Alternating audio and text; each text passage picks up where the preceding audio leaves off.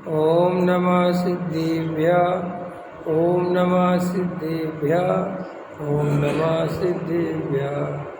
मंगल में मंगल करन वीतराग विज्ञान नमो तार जाते भई हरहंतादि महान करे मंगल करे महा ग्रंथ करन के काज जाते मिले समाज सब आवे निज इस भव तरु का मूल जानऊ मिथ्या भाव आको कर निर्मूल अब करिए मुक्त संतप्त मानस शांत हो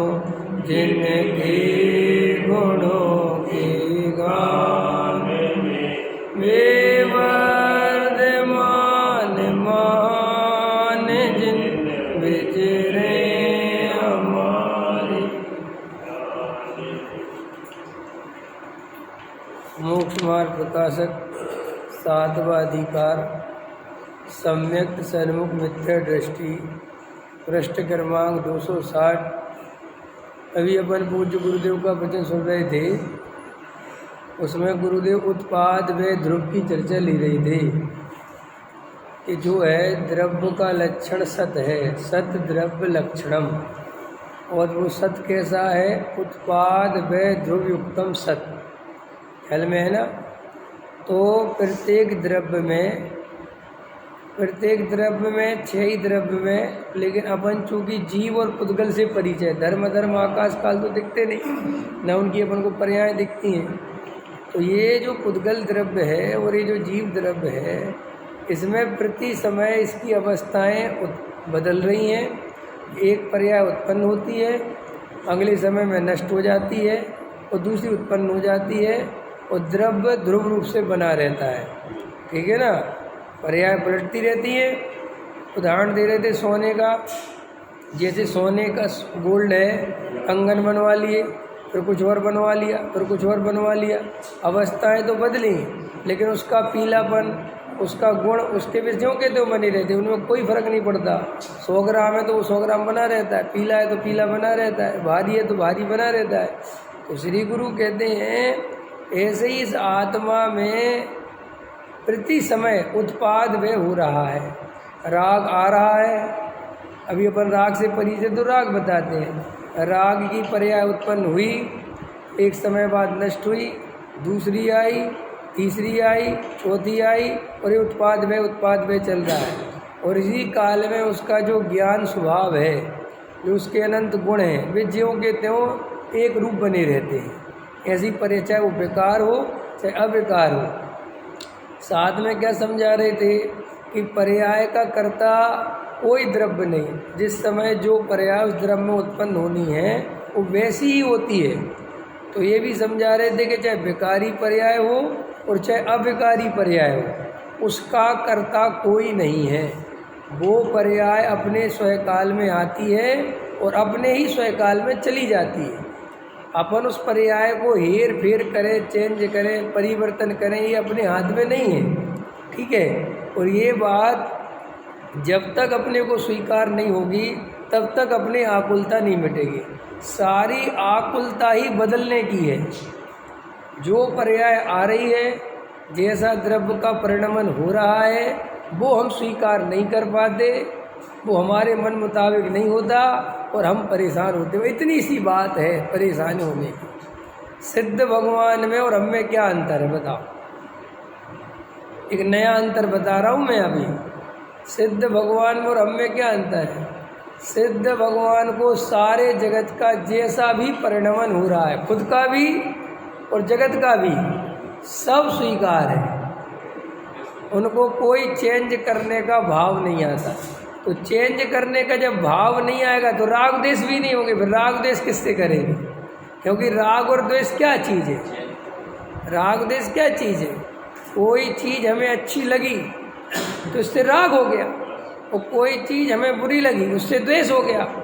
और जब हमें कोई पदार्थ अच्छे बुरे लगे ही नहीं, सब भिन्न भिन्न स्वतंत्र दिखाई दे, सबका परिणमन स्वतंत्र दिखाई दे, तो राग द्वेष किससे करोगे?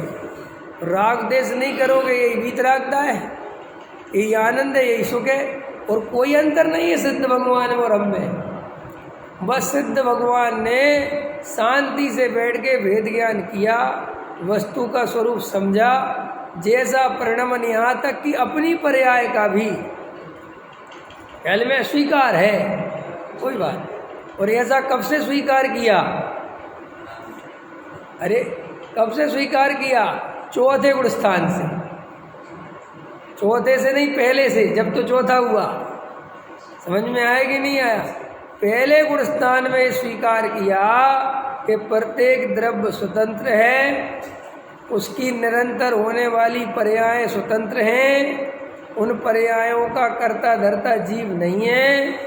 जो पर्याय जिस समय होनी है वो होके रहेगी, मैं उनका कर्ता धर्ता नहीं हूँ। और अपने स्वरूप ज्ञानानंद चैतन्य तत्व में अपनापन कर लिया कि ये मैं हूँ, ये मेरी मैंने अपनापन भी कैसा अपनापन समझो।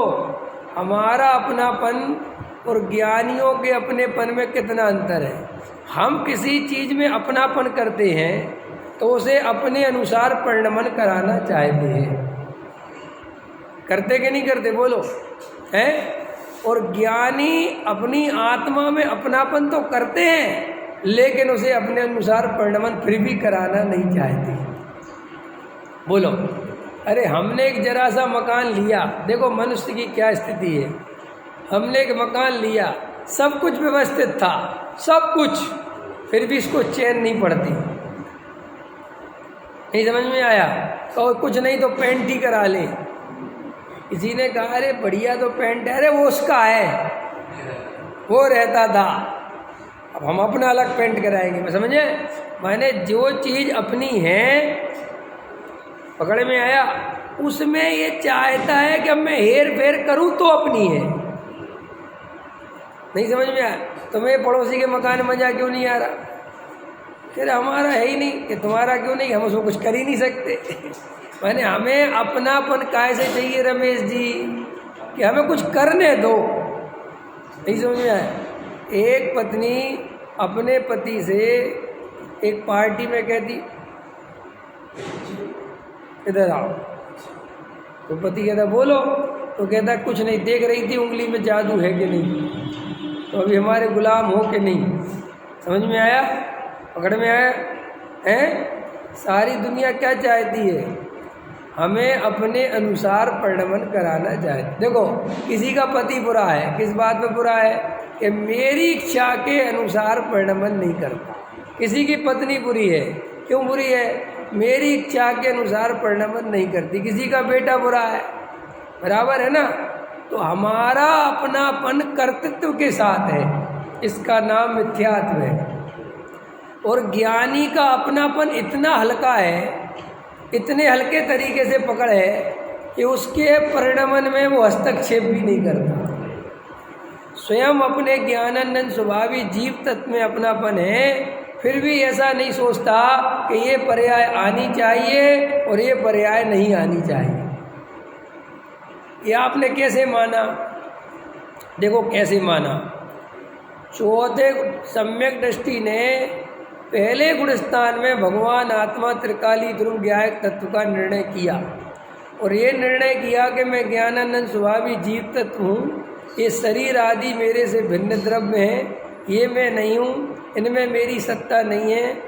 और रागादि विकारी भाव ये आत्मा के विभाव हैं, ये स्वभाव नहीं है, मैं इनका भी कर्ता भोगता नहीं हूँ। देखना ध्यान से कि मैं अपने ज्ञान दर्शन का ही भोगता हूँ। तो मैं अपने ज्ञान दर्शन का भोगता भी ऐसा नहीं हूँ कि केवल ज्ञान की पर्याय ले आऊँ।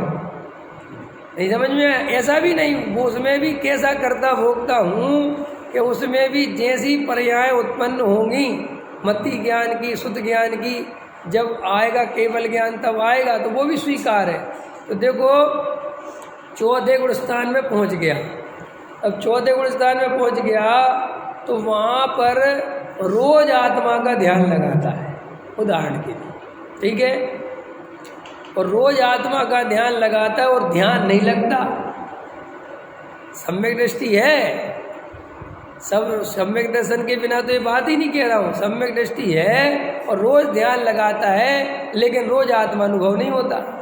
क्यों नहीं होता? क्योंकि अगर रोज आत्मानुभव होने लगे तो वो घर गृहस्थी में ही नहीं रहेगा, घर गृहस्थी छोड़ के चला जाएगा। सीधा खड़े थे भाई, तो आत्मानुभव तो उसे रोज होता नहीं।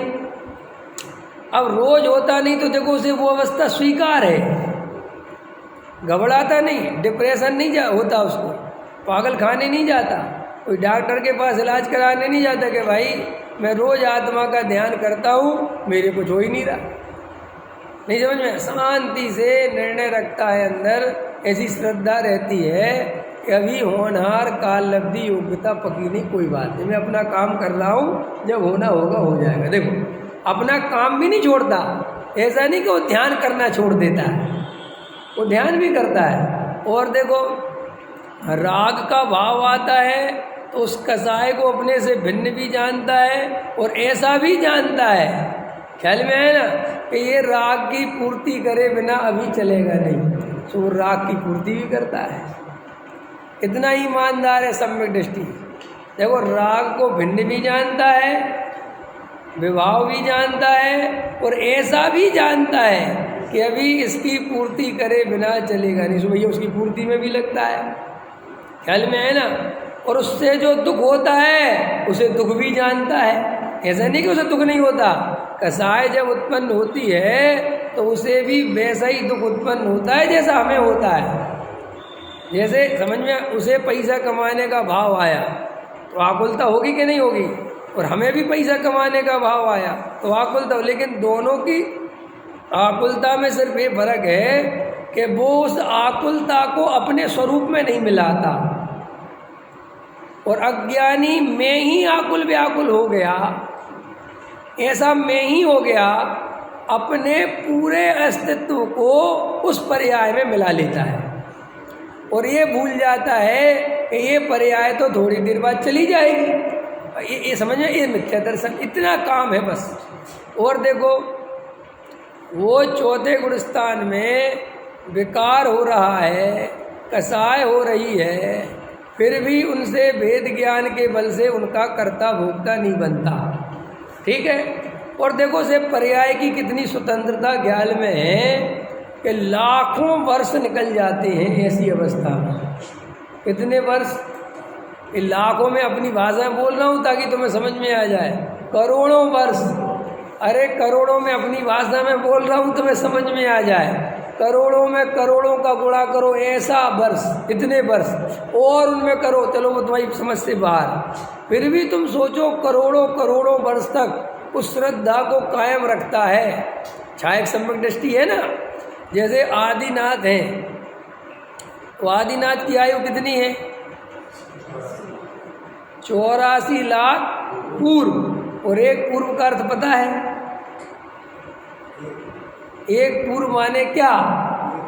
एक पूर्व 84 लाख पूर्व, और एक पूर्व माने क्या? करोड़ों में करोड़ों का गुणा करो। समझ में आया?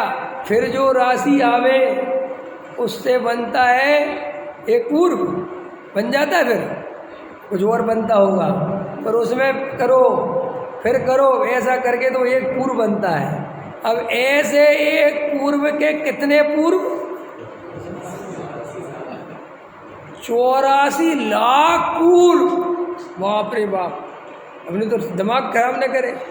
84 लाख पूर्व में वो व्यक्ति 83 लाख पूर्व तक शांति से घर गृहस्थी में, मकान दुकान में, राजपाट में, विषय भोगों में लगा हुआ है, और छायक सम्यक दृष्टि है। इसको कोई झुटला दो तो बताओ। कितने उनने अभ्यास करे नियम लेने के, जंगल जाने के, चलो थोड़ी दिन चले जाएं, कुछ आ जाए भैया हमारा, तो कुछ किया? एक भी कोई ढोंग करा हो तो बताओ। तो भाई साहब उस श्रद्धा को कैसे कायम रखते होंगे? अपन तो जरा सा परिणाम अनुकूल नहीं रहे, जरा सा अंदर आकुलता हो जाए, व्यापार की हो जाए, कुछ घर गृहस्थी में हो जाए, तत्व विचार में मन नहीं लगे, स्वाध्याय में मन नहीं लगे, तो अपन तुरंत सोच लेते कि अपन तो गए काम से। नहीं लगता? अरे अपन तो मिथ्या दृष्टि है, अपन तो कुछ नहीं हो रहा, कुछ नहीं हो रहा। बराबर है कि नहीं? और थोड़ा सा उल्टा करो, थोड़ा देव साधु की भक्ति ज़्यादा आने लगे, स्वाध्याय में मन लगने लगे, खूब दिन भर तत्व विचार चलने लगे, तुम्हें तो सम्यक दृष्टि पर कुछ होता है। अब देखो ये दोनों अवस्थाएं पर्याय अवस्थाएं हैं, और ऐसे हर्ष और शोक ये पर्याय दृष्टि का लक्षण है। क्यों? कि तुम्हें श्रद्धा में तो शुद्ध और अशुद्ध दोनों पर्याय बराबर हैं। ये दोनों बराबर क्यों है? क्योंकि दोनों को बराबर नहीं मानेगा तो राग देश नहीं मिटेंगे। हमें शुद्ध पर्याय को अच्छी मानूं और अशुद्ध पर्याय को बुरी मानूं तो क्या होगा?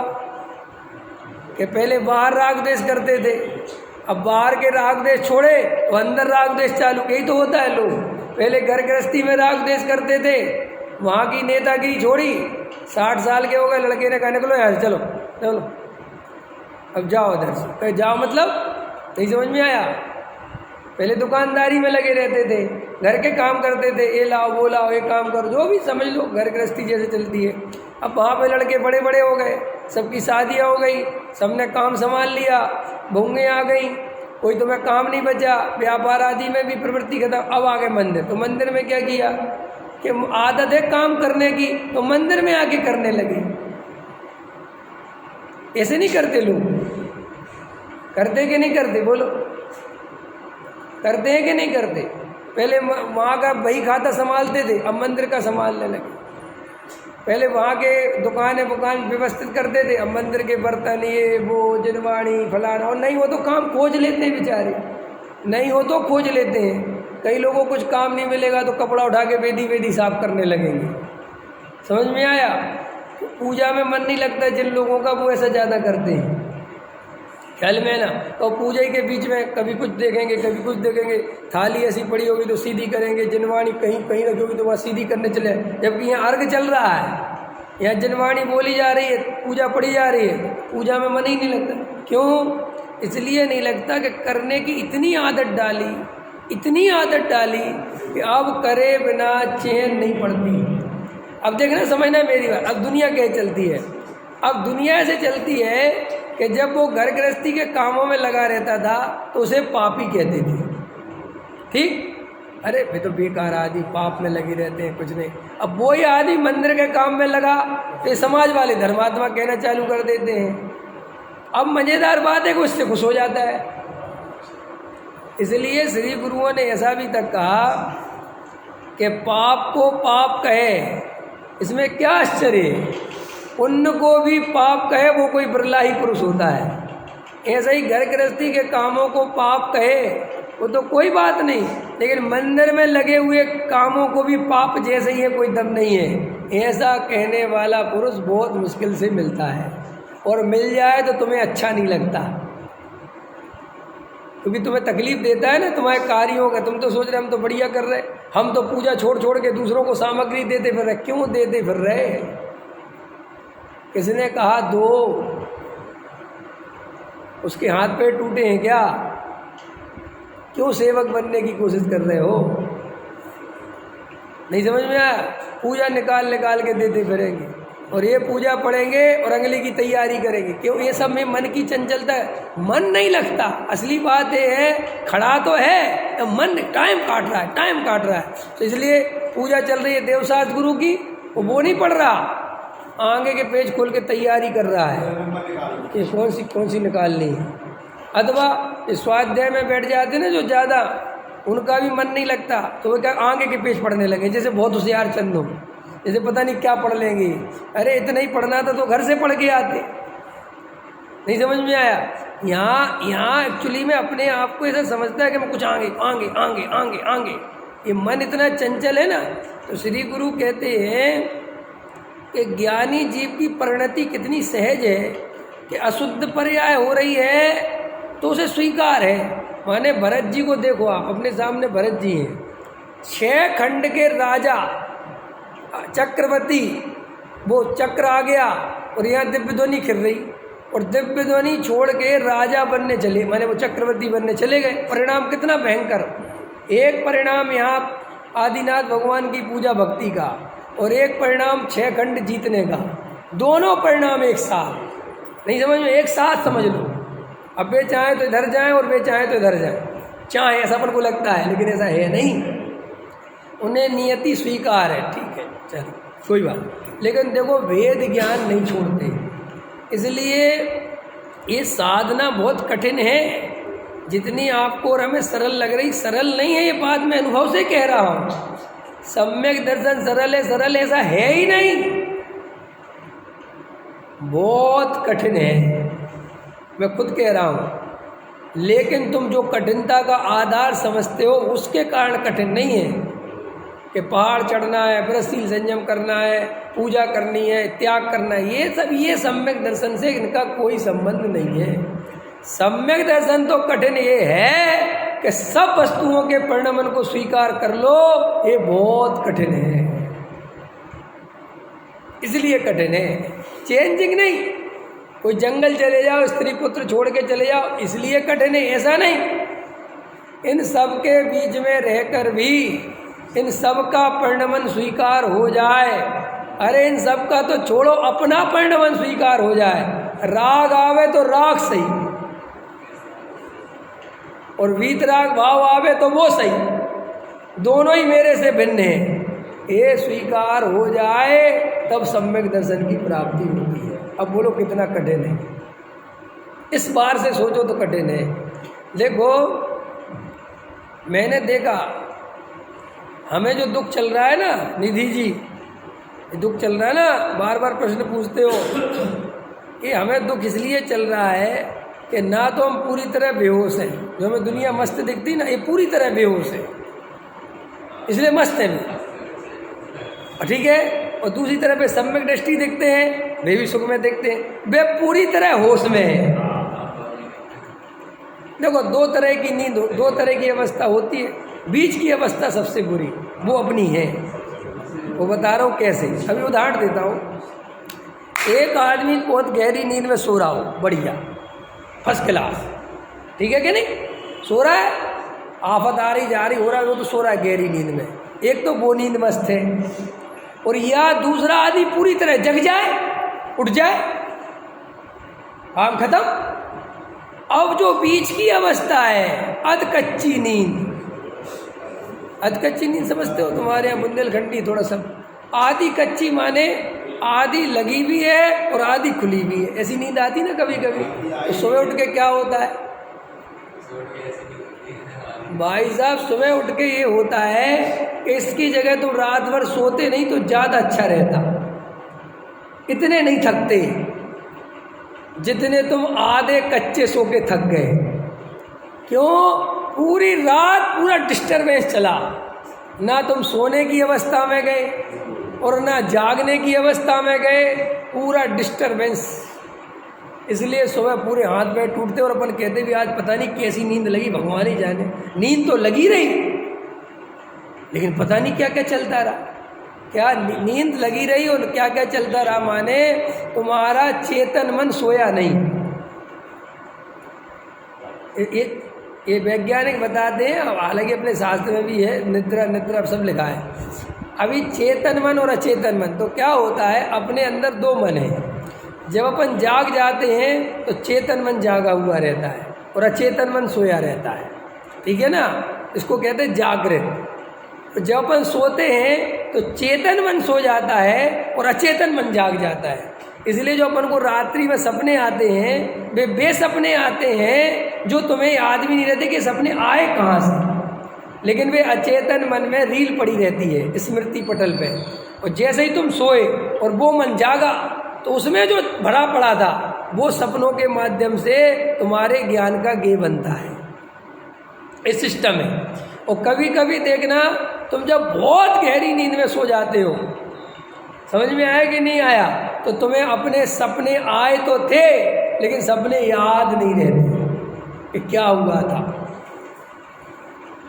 समझ में ऐसा तो लगता कुछ सपने आए लेकिन एक भी याद नहीं रहता। और कई कई लोग ऐसे होते हैं कि उनके अपने सारे सपने याद रहते हैं। माने सारे सपने जिन्हें याद रहते हैं उसका मतलब ये कि वो बहुत गहराई में जाके नहीं सोता, वो थोड़ा जागता रहता है, इसलिए सब याद रहता है कि क्या क्या चला, समझे। तो जैसे वो अध कचरी नींद सबसे बेकार। और उदाहरण भी ले सकते हो, या तो पूरी तरह खाना मिल जाए तो बढ़िया, पेट भर के टेंशन, या फिर पूरी तरह ना मिले। कभी देखा तुमने, पत्नी अगर समझदार हो तो उसे आधी अधूरी थाली नहीं लगानी चाहिए। मान के जो रोटी को 10 मिनट है, नहीं समझ में आया कि नहीं आया, अब 15 मिनट है क्योंकि अभी तुम्हारा आटा ही नहीं लगा, और तुमने दाल बना ली और सब्जी बना ली और पति को दाल और सब्जी लगा के रख दी। अब उसे लगी बहुत तेज भूख, अब उसने 2 चम्मच दाल खा लिया, वो कहा रोटी लाओ, और तुम कहा रुक जाओ। तो पता अधिकतर समझ तो ये क्यों दी, तभी क्यों उसको आती चिड़ समझे क्यों आती, क्योंकि अब वो भूख और ज़्यादा परेशान करने लगी। तो आधी चीज़ बहुत बुरी है, समझे, या तो पूरी तरह मिले या बिल्कुल ना मिले। इसलिए आदमी उपवास करना सरल है। आपको पता है 6 अभी आएंगे ना, अभी पढ़ाएंगे 10 लक्षण आएंगे, अनशन, अमोदर्य, व्रत पर। तो अनशन से बड़ा तप अमोदर्य है, ऊनोदर। क्यों है कि साहब इसमें तो उसने रोटी नहीं खाई, पानी नहीं पिया, और ये इसमें ऊनोदर में तो उसने कुछ खा लिया, ये ज़्यादा कठिन है। कठिन क्यों है कि चीज़ सामने आ गई फिर भी आधा पेट खाना बहुत कठिन है। और हाँ, फिर बहुत कठिन है। बच्चे सेन जी कह रहे सुविधा होने पर ये बहुत कठिन है। एक तो है ही नहीं सुविधा, तो बात ही खत्म हो गई। अब भाई साहब भोजन सामने, सब कुछ सामने, अब आप छोड़ो। देखो मुनिराज, एक तो 32 अंतराय टाल के 40 दौर टाल के वो भोजन लेते हैं। एक तो वो भोजन ही मिलना कितना दुर्लभ है, और उसमें भी कैसी वृत्ति रखते हैं कि भाई साहब एक हिस्सा पानी के लिए, एक हिस्सा वायु के लिए, समझे। 32 गिलास से ज़्यादा लेते नहीं, और बस बिल्कुल हिरण के समान, जरा सा कुछ हो तो वहीं छोड़ देते हैं। कितनी कठिन तपस्या है वो, उदाहरण के लिए, समझ में आया ना। और एक मुनिराज उपवास कर लिया, निकले ही नहीं, वो बहुत सरल है, आज गई नहीं, लेकिन भोजन सामने मिल गया, अंतराय टाल के मिल गया, दोष टाल के मिल गया, और फिर भी ना कोई बात, समझ में, जितना उतना ही लेना, उससे कम ही लेना। 4 हिस्से बताए ना, एक हिस्सा पानी का और एक हिस्सा वायु का, ताकि वायु ना बने। अपन को जो वायु क्यों बनती है, गैस बनती ना पेट में, इसलिए कि अपन उसको जगह ही नहीं छोड़ते, समझ में। खा लेते हैं ज़्यादा, जितनी ज़रूरत नहीं थी उससे ज़्यादा खा लिया, तो वो क्या, उसमें वायु को घूमने के लिए जगह ही नहीं बचती, इसलिए वो फिर परेशान करती है। तो ऐसे ही पानी, अब मुनिराज पानी चूँकि एक ही बार पीते हैं, तो वे भोजन उतने ही मात्रा में करते हैं कि उसके बराबर की मात्रा में पानी लिया जा सके, ताकि वो बैलेंस बना रहे। समझ में आया कि नहीं आया। और चौथा हिस्सा कि प्रमाद का पोषण किसी कीमत पे नहीं होना चाहिए। जिस भोजन में विशेष राग भाव आया उसका ही त्याग उसी समय, इसको हटा दो। मुनिराज ऐसा बस समझना, उल्टा चलता है उनका। वो जिस चीज़ के लिए हटवाते हैं समझ लेना कि इसी में राग आया है, उसी को कहते हटा दो। ख्याल में आए कि नहीं आए। तो कितनी वो साधना, कितनी सावधानी, समझ में आया मुनिराज की है, कैसा उनका आचरण है। लेकिन ये सब आचरण उस त्रिकाली ध्रुव भगवान आत्मा के आश्रय से उत्पन्न होता है। असली एक होता है नकली। नकली ऐसा कि शास्त्र में मुनिराज की ऐसी ऐसी चर्या लिखी है, सो इसलिए ऐसे ऐसे करना है, वो आचरण सच्चा नहीं है। हाँ, पड़ेगा कि भाई मुझे तो ऐसे 40 दो टालने पड़ेंगे, ऐसा करना पड़ेगा भैया रहे। इसलिए क्या होता है, उसको बहुत तकलीफ पैदा होती है, ख्याल में है ना। इसलिए उसकी तो कोई कीमत है नहीं। अभी अपन काय पे चर्चा कर रहे थे कि सम्यक दृष्टि धर्मात्मा जीव को 14 गुण स्थान में जो अवस्था हो रही है सब स्वीकार है। अभी अपन देखो जरा सी भी पर्याय स्वीकार नहीं कर पाते हैं, जरा सा हेर फेर अपन को स्वीकार जरा सी अपने अनुसार नहीं हो, अपन को 1 मिनट में आकुलता पैदा हो जाती है। तो अपन पूरी तरह होश में नहीं है और पूरी तरह बेहोश नहीं है, अपन है बीच में। इसलिए अपन को लगता है, कबीरदास का दोहा याद करो, कौन सा है?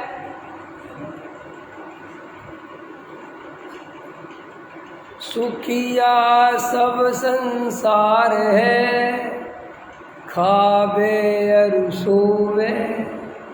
सारा जगत कबीरदास कहते हैं मुझे बड़ा सुखिया दिख रहा है। क्यों? कि खाता है और मस्त सोता है।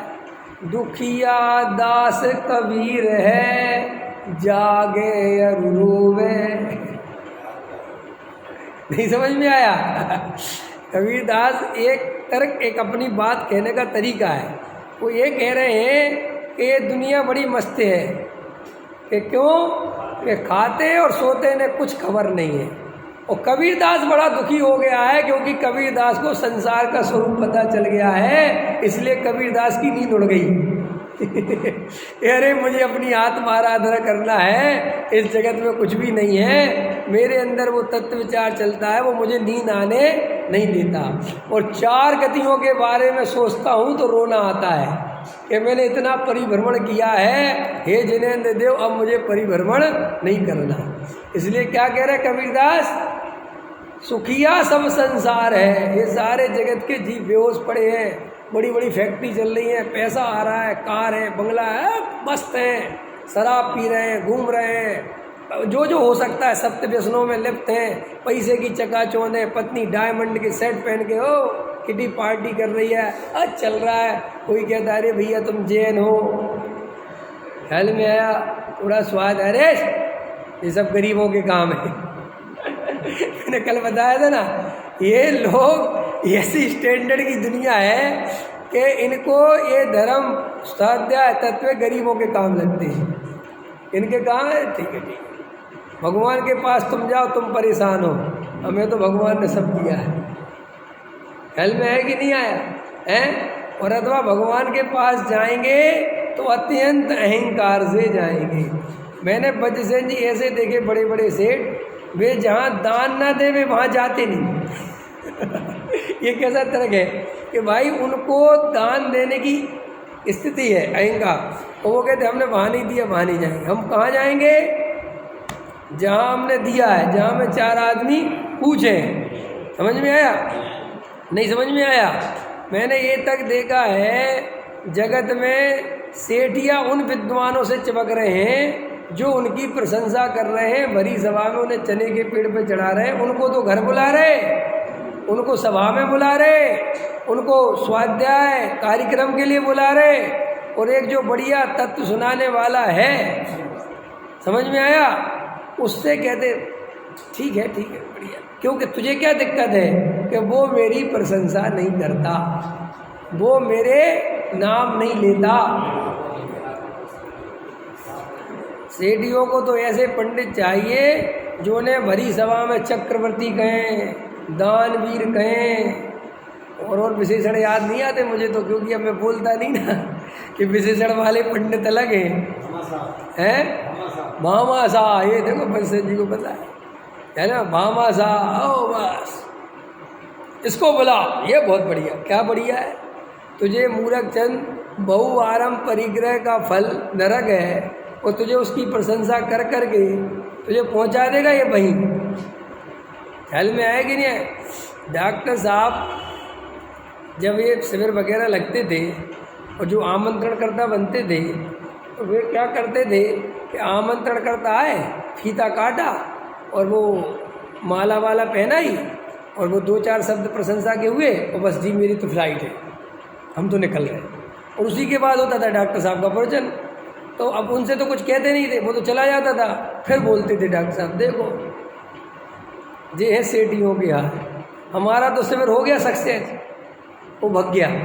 जो अब असली बात आनी थी, जिसके लिए शिविर था, वो नहीं सुनने का टाइम उसके पास, तो वो ऐसा बोलते थे कि भैया 5 लाख की जगह 2 लाख दे दूँ, 2 लाख की जगह 1 लाख दे दो, अल्फा बिल्कुल मत दो, कोई बात नहीं, तुम नहीं दोगे तो भी सब्र चल जाएगा, लेकिन ये तत्व ज्ञान सुन के तो जाओ। ख्याल में आया कि नहीं आया? लेकिन अब वो दीपक भी बुझ गया, ऐसा कहने वाला कोहिनूर भी गया। गुरुदेव तो डॉक्टर साहब से भी कई गुना आगे थे, वे तो वहीं ललकारते थे, इधर बैठ, बकरी के पेट में महमा करेगा वे तो वहीं फटकार मारते थे। समझ में आया? अब तो वो समय भी गया, अब तो वे गुरु भी गए, अब तो तुम पैसा दे जा और मर जा। अब तो आजकल कैसी हालत हो रही है, लेने वालों की कमी नहीं, देने वालों की कमी नहीं। समझ में आया? तुम दे जाओ और तुम्हें जहाँ जाना हो वहाँ पहुँच चले जाओ, और जैसी माला कहोगे, जब कहोगे तब पहना देंगे तुम्हारे टाइम के अकॉर्डिंग। कि भैया मेरी 8 बजे फ्लाइट है, हम 7:45 में बैठा थे, तुम टेंशन ही मत लो कि साहब वो प्रवचन वगैरह, अरे आप क्यों चिंता करते हो प्रवचन वगैरह की, सब हमारी ऑनलाइन आ रहा, आप घर पे जाके सुनो, आप तो बस यहाँ चेक भेज दो। लोभी पंडित मानी सेठ अब पंचम काल में अपना प्रभाव तीव्रता से दिखाएंगे, क्योंकि अब ये जो ऊपर की तरफ ग्राफ बढ़ा था, ये ग्राफ अब नीचे की तरफ आ रहा है और बहुत तेज़ी से आ रहा है। अब आप अपने आप को सावधान रखना, नहीं फंस जाओगे मुफ्त में। भैया अब कुछ नहीं बचा है, अब सिर्फ भीड़ का तमाशा, पैसों का खेल, समझ में आया, और मान सम्मान की चाह, ये है असली स्थिति इस काल की। अब चाहे वो महाराजों के पास हो, चाहे वो पंडितों के पास हो, अब सब जगह बनावटी, दिखावटी, सजावटी, मान सम्मान की चाय चल रही है। और जो आम पब्लिक है वो मनोरंजन की शौकीन हो गई है। आम पब्लिक क्या हो गई? आम पब्लिक समझ गए, हम और आप, हम क्या सोचते हैं, 4 दिन की छुट्टी, चलो हम अपनी पूर्ति करने में लगे हैं, सेठ अपनी पूर्ति करने में लगे, पंडित अपनी पूर्ति करने में लगे। समझ में आया कि नहीं आया? और ये भाव चला जाएगा और तुम्हें भ्रम होता रहेगा।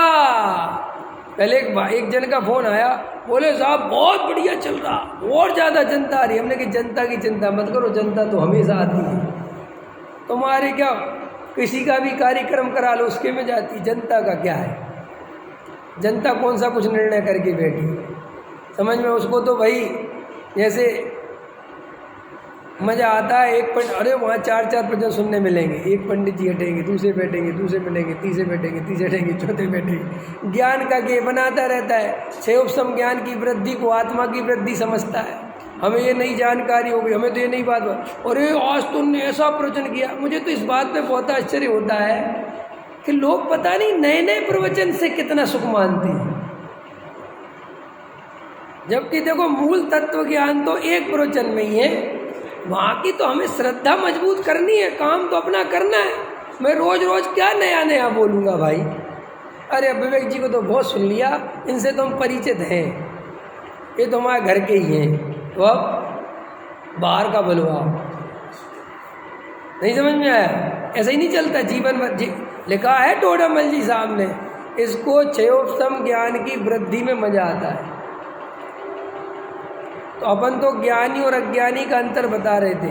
तो अपने अंदर जो दुविधाएं चल रही ना, अपन दुविधा में रोज रहते हैं, वो गलत नहीं है, और इस दुविधा वाले स्टेप पे आना ही पड़ता है।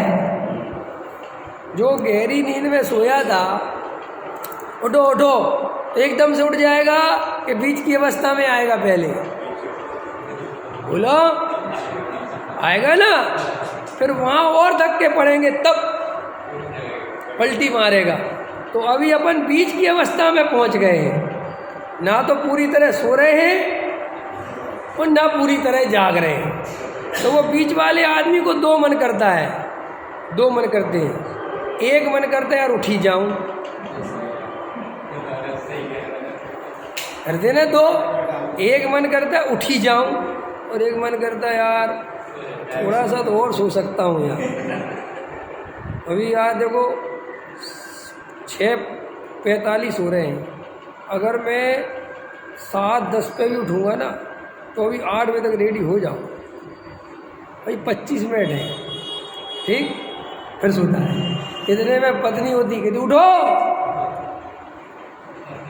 समय मेरे घर में तो 2 ही उठाने वाले, ये तो पत्नी उठा दी, पत्नी को जैसे तैसे थोड़ा समझा दो तो शांत हो जाओ, तो वो मेरी बेटी नहीं मानती, वो कहती उठो, फिर स्कूल को लेट हो रहा है, वो ये उठ रहा है। समझ में आया कि नहीं आया? अब देखो, श्री गुरु कहते ऐसे ही संसारी जीव की दशा है। यहाँ पे स्वाध्याय में आता है तो थपेड़ा पड़ता है, उठ, समझ में, तो थोड़ा उठता है, और वहाँ घर में जाता है कहते सो जा। प्यार देने वाले भी तो होते हैं, प्रेम वाले भी कहते सो जाओ, सो जाओ, तुम बहुत थक गए हो कि सो जाओ। तो ये संसारी जीव सुलाते हैं। स्त्री पुत्र मकान दुकान तुझे बहुत प्यारे लगते हैं ना, क्योंकि वो तुझे सुलाते हैं। और जो गुरु आदि तत्व सुनाने वाले ये तुझे इतने अच्छे नहीं लगते, क्योंकि ये तुझे नींद से जगाते हैं। इसलिए आजकल गुरु भी वो ढूंढे जा रहे हैं, वज्रसेन जी जो कहे सो जा। समझ में आया कि नहीं आया? आजकल खतरे वाले गुरु नहीं खोजे जा रहे हैं, जो कड़वा, थोड़ा कड़वा तो नहीं कहना चाहिए, जो सत्य बोले, जो तुम्हें झकझोर दे, जो तुम्हें हिलाए, उठो। ऐसे गुरुओं को, ऐसे पंडित विद्वानों को समाज बुलाना नहीं चाहते। और का ये और लगता कि इसको बुला लिया और इसने ये और कह दिया, कुछ नहीं रखा, जो पंडित अपना काम खुद नहीं करते तो अभी आपस बोल लेना है। समझ में आया कि नहीं आया है? इसलिए ऐसे पंडितों को बुलाओ। आयोजक भी देखो, आजकल तो आयोजक भी पंडित ही बन गए। पहले तो आयोजक सेठिया होते थे, ठीक है कि नहीं? अब आजकल आयोजक भी कौन है? पंडित। कार्यक्रम कराने वाले कौन? पंडित। प्रवचन करने वाले कौन? पंडित। भक्ति कराने वाले कौन? पंडित। तो अब ऐसा बैलेंस खोजा जा रहा है, जो पंडित भक्ति वाले की भी प्रशंसा करते कि हमारे ये भैया बहुत अच्छी भक्ति करते हैं, समझ में आएगा, गजब, ये भी बहुत जरूरी, इसमें भी पहुँचो। और पूजा की भी प्रशंसा कर दे, विधान की भी प्रशंसा कर दे, और सुनो, जिनने वो पैसा दिया उस कार्यक्रम में उनकी भी प्रशंसा कर दे, और जो दूसरे पंडित प्रवचन कर रहे उनकी भी प्रशंसा कर दे। बस अगर ये कला तुम में आ गई तो तुम त्रिलोक पूज बनते देर नहीं लगेगी। इसको कहते हैं, हजारी प्रसाद द्विवेदी ने, सुनो, हरिशंकर परसाई नहीं, हजारी प्रसाद द्विवेदी। हजारी प्रसाद द्विवेदी बहुत कमेंट्स लिखते थे समाज पे, कृतियों पे वो अपने कमेंट्स भेजते थे।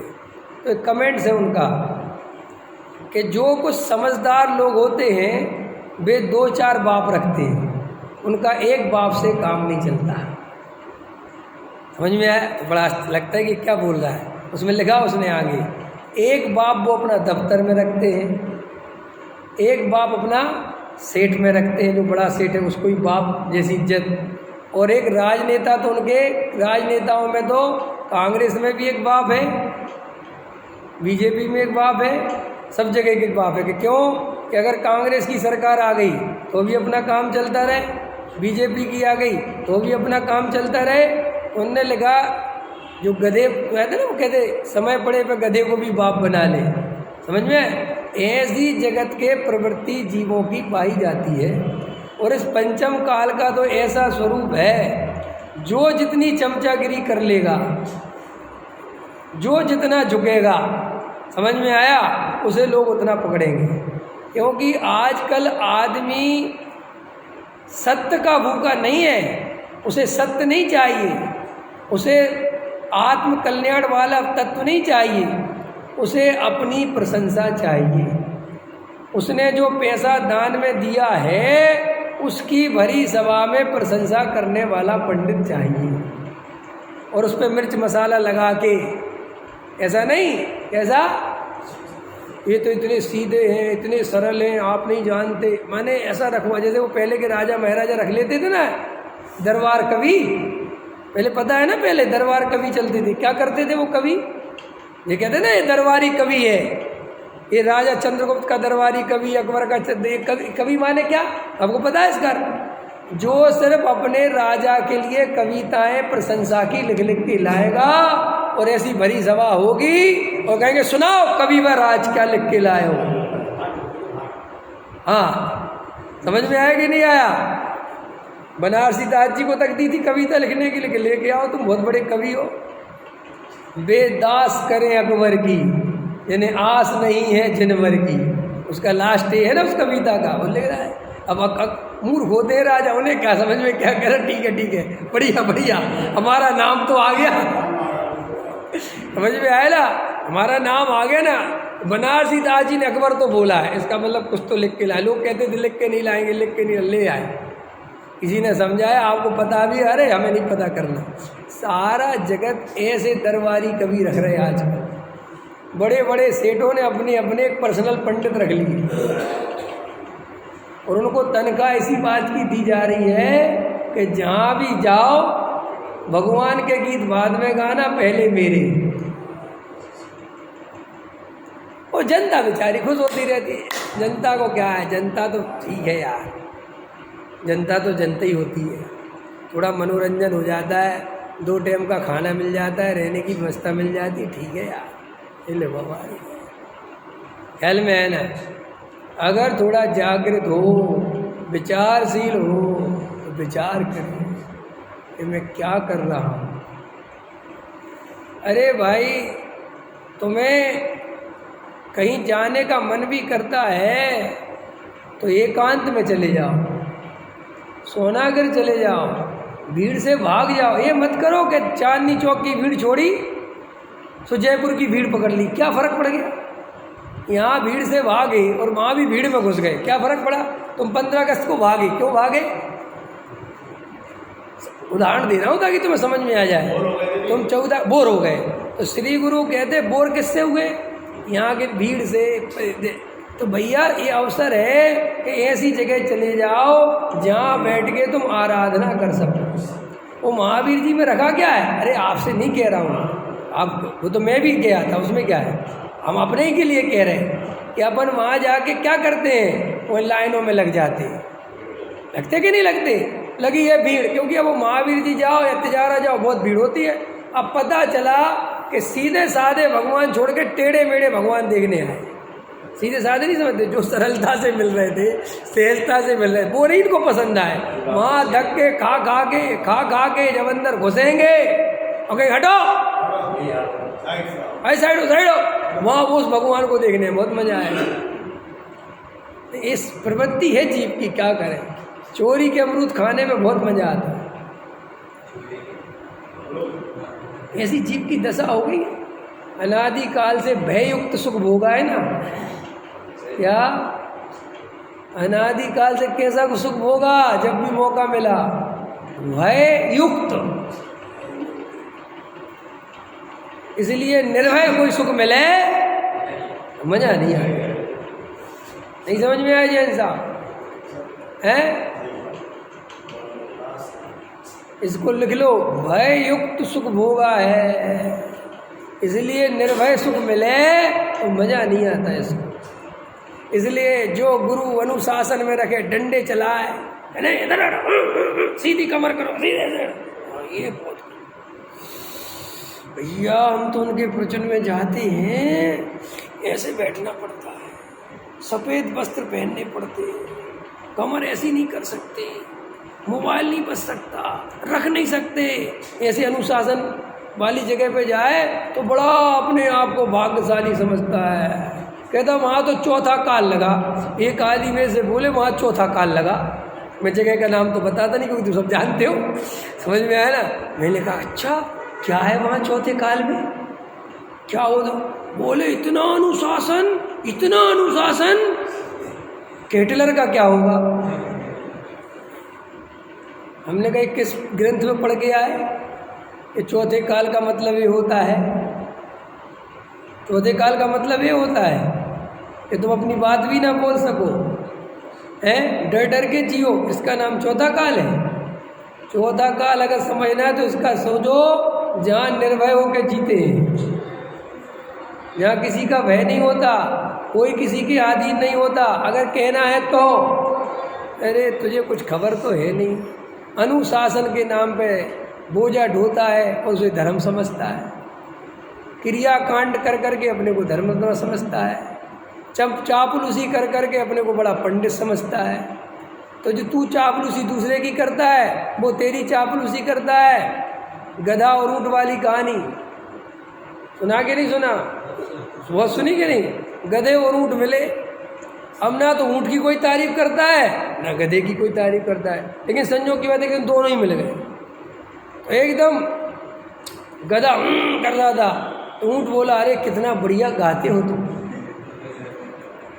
समझ, क्या ढेचू, क्या बढ़िया, तुम्हारे जैसा सुंदर गला तो किसी का है ही नहीं, क्या स्वर है तुम्हारे। आहा, गधे को बड़ा आनंद आया। फिर गधे ने ऊँट की तरफ देखा, ओहो तुम्हारे जैसी सुंदर काया मैंने तो आज तक इस पृथ्वी पे नहीं देखी। समझ में आया कि नहीं आया? ऐसा है ये जगत, ऐसे चल रही है सारी कहानियाँ। समझ में आया? भाई इन चापलूसों से दूर रहो, ना चापलूसी किसी की करो और ना करवाओ। करोगे तो मरोगे और करवाओगे तो मरोगे, ये भी समझ लो। ये चापलूस तुम्हें नरक भेज देंगे, चने के पेड़ पर चढ़ा चढ़ा के। कुछ नहीं रखा। जो हमें सत्य सुनाए, जो हमें हमारी सच्चाई से अवगत कराए, जो सेठ को ये कहे कि ए सेठ ये बहु आरंभ परिग्रह छोड़ने नरक चला जाएगा। नहीं समझ में आया? ये प्रशंसा के चक्कर में मत फंस।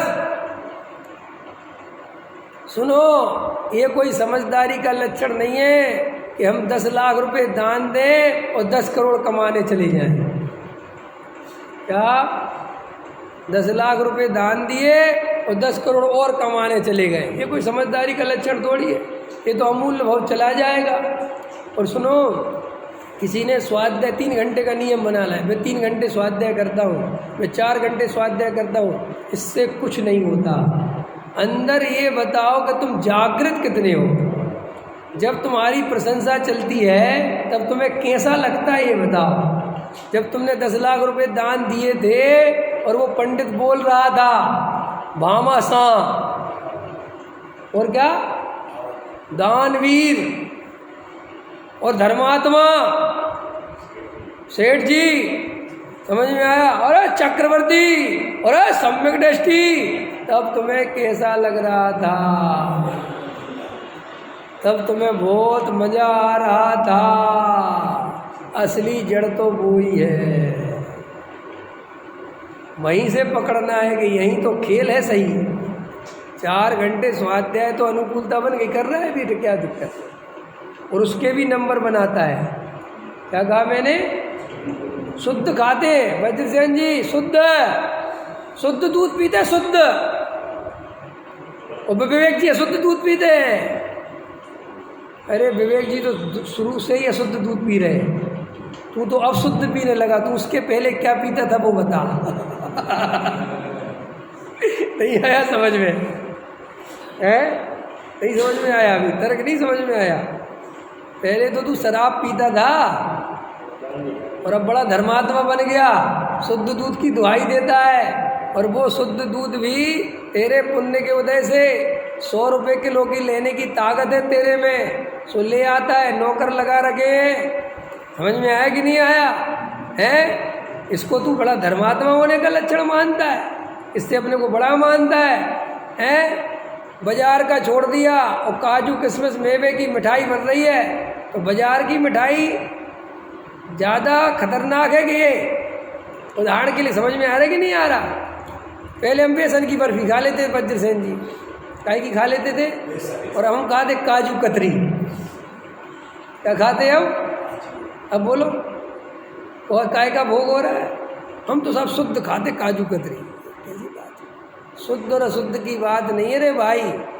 तेरे अंदर जो राग है ना, जो राग में सुख बुद्धि है, असली जड़ तो वो है। और तू इससे नंबर बनाने में लगा हुआ है कि मैं शुद्ध खाता हूँ, शुद्ध खाता हूँ। ये शुद्ध बुद्ध कुछ नहीं है, ये सब पुण्य के उदय की संपदा है। ख्याल में है ना? ये जरा सा पुण्य भी कमज़ोर पड़ जाए अब भी पता चल जाएगा। ये जो मंदिर में दान दे रहे हो, इसके कर्ता तुम हो। अरे ये तो पूर्व कर्म के पुण्य के उदय से संपत्ति आई है। तू तो मान कसाय का भूखा है इसलिए देता है, न देवे नहीं। इसके कैसे आप कहते हो जहाँ इसकी पत्रिका में नाम ना छापो, जहाँ इसका नाम ना लो, वहाँ दोगे तुम 10 लाख रुपए? अरे अपने ही आपको चेक कर लेना, अपन 51,000 रुपये दें और यहाँ नाम बोल रहे हो। हमें 51,000 रुपये की राशि 10 लोगों से प्राप्त हुई है, ठीक है कि नहीं, और उसने 8 के नाम बोल दिए, तुम्हारा रह गया। तुम्हें कैसा लगता है? तुम्हें लगता है कोई बात नहीं, क्या फ़र्क पड़ता, मैं तो देने वाला हूँ ही नहीं, ऐसा लगता है? एक उसके पागल को खड़ा कर दिया। ऐसे बोलते लोग सीधा, मूर्ख है। क्या हुआ भाई साहब? अरे ढंग से नाम ही नहीं लेता, तुम तुरंत समझ जाना इसी का नहीं लिया। समझ में आया? और क्या चल रहा है जगत में? है और हाँ, और बराबर यही तो होता है। और क्या होता है? इसलिए चक्कर में मत फंसना कि यार काश हम भी बहुत पैसे वाले होते तो हम दान देते। ना, दान देते बेटा मरते। तुम्हें मान के लिए पैसा चाहिए, भलाई के लिए पैसा नहीं चाहिए। क्या कह रहा हूँ मैं? तुमने किसी सेठ को दान देते देखा और मैंने सोचा काश अपने पास ही पैसा होता तो अपन भी दे देती, तो क्यों सोचा है? इसमें देखना मान कसाई काम कर रही है। असली बात तो ये है कि मैं देने लेने वाला हूँ ही नहीं, मैं तो ज्ञाता हूँ। ऐसा विचार करो। सहजानंदी सोच